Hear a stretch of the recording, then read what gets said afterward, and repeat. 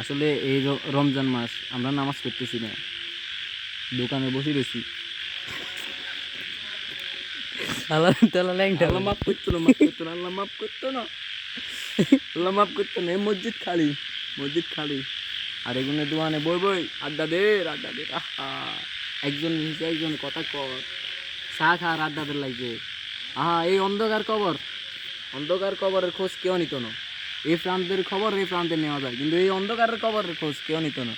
আমরা চুল থেকে পায়ের টাকটু পর্যন্ত কত, আরে সরি, চুল থেকে পায়ের তালু পর্যন্ত কত রকমের গুনাহ করতেছি।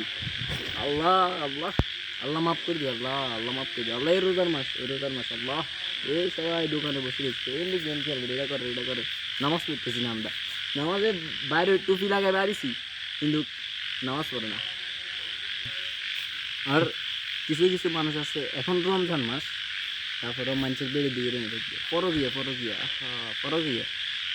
হাতে হুজুর বলে, হাতে হুজুর হাতে বিয়ে করছে। রমজান মাসে কি বিয়ে করা কি জায়েজ আছে নাকি? আচ্ছা বাদ দে।